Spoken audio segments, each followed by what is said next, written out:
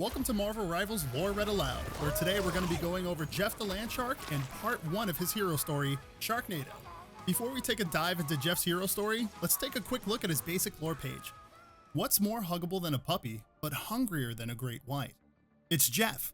This baby land shark may be one of the most unusual and adorable creatures to ever waddle his way out of the ocean, but anyone who's crossed Jeff's path can tell you that behind his sweet little bark is one nasty bite. After getting captured and displayed as a curiosity at the collector's theme park, Jeff broke free when the time stream entanglement scrambled reality. Now's his chance to prove he's a hero, one chomp at a time. And with that being said, let's just jump right into the hero story, Sharknado. As Jeff the land shark swam another lap around his small glass enclosure, frustration finally began to settle in.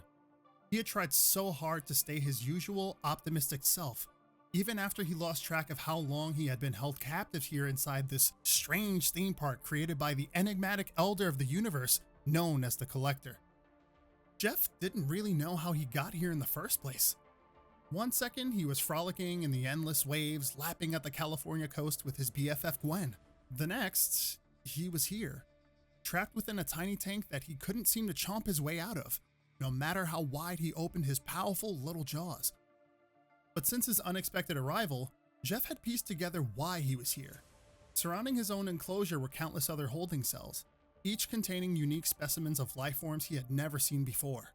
Some almost looked like the human friends he had made back home, but others were so bizarre and alien that they couldn't possibly have lived on the land or beneath the waves of his native world. Jeff had visited a zoo before with another one of his friends, the archer called Kate, and now he thought that he was probably in one. Just another exhibit on display in an intergalactic menagerie on the edge of the known universe. Jeff didn't love being confined in his tank, but he had taken some comfort in the fact that he wasn't here alone. And while none of the other creatures around him seemed to be fluent in land shark, there was one fellow captive whose thoughts Jeff could hear in his own head. She said her name was Mantis, and that she was a friend. And if there's one thing that Jeff loved, other than devouring everything in his path, it was new friends. But one thing that Jeff hated was when those friends were in trouble. Which brings us back to why Jeff had suddenly lost his cheerful demeanor in the first place. Jeff had felt Mantis's psionic scream as she was removed from her cell and dragged away. He had heard the guards talking about taking her to some sort of arena where the Collector's prisoners were forced to fight for their lives against multidimensional variants of themselves. Jeff had no idea what any of that meant, but he did know that Mantis was in trouble. He couldn't hear her voice in his head anymore, he couldn't feel her calming presence, he couldn't see where she was or if she was safe.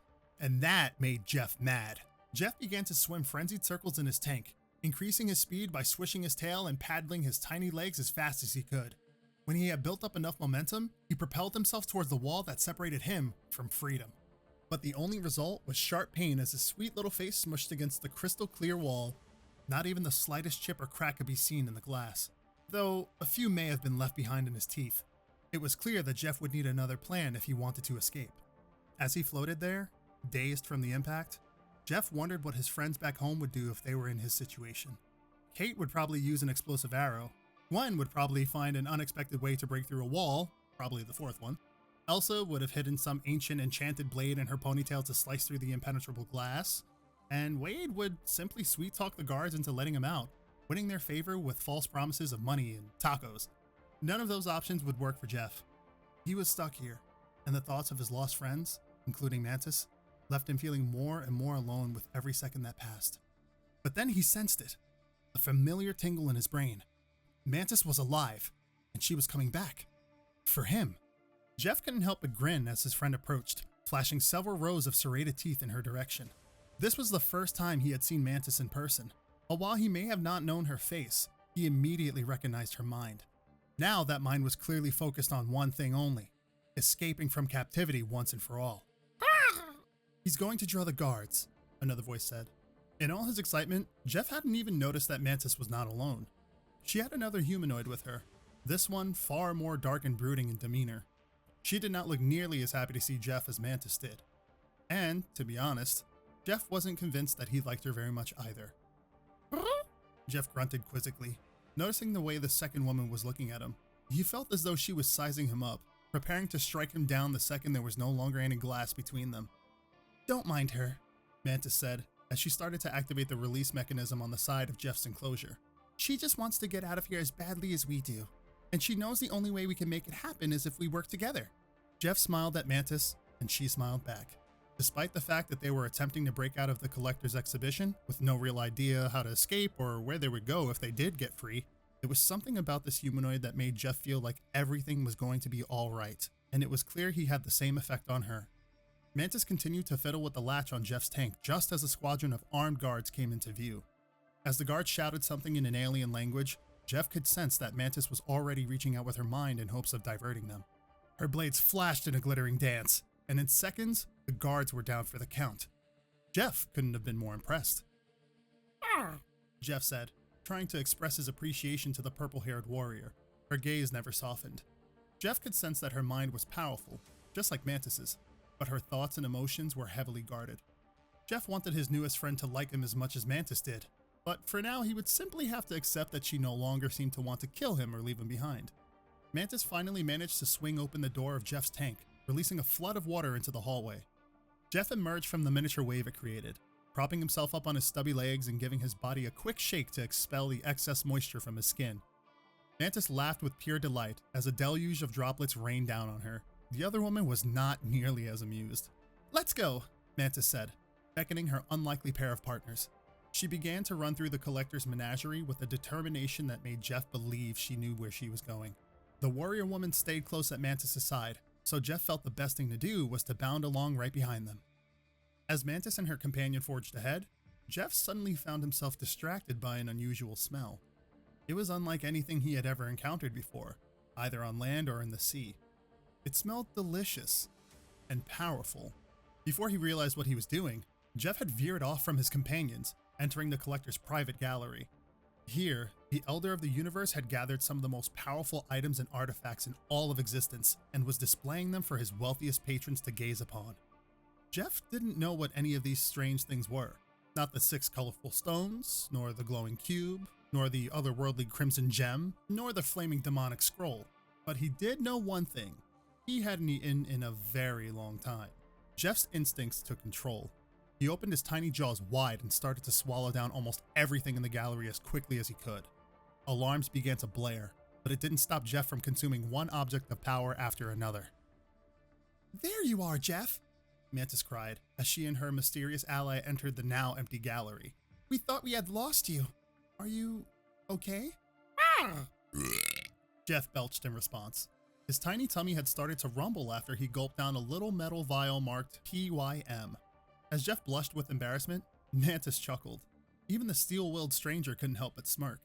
But all levity instantly faded as another group of guards arrived in the gallery.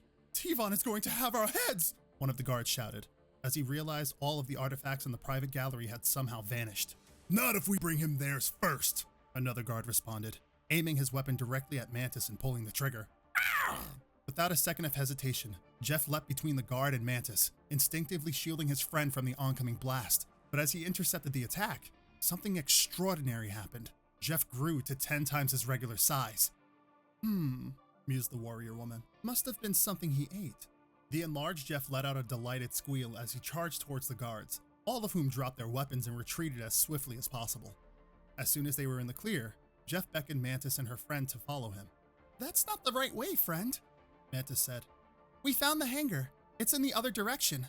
That hall will just lead you back to your cell." Jeff said confidently, fully aware of what he was doing. "Oh, I see," Mantis said with a smile. "Good boy, Jeff."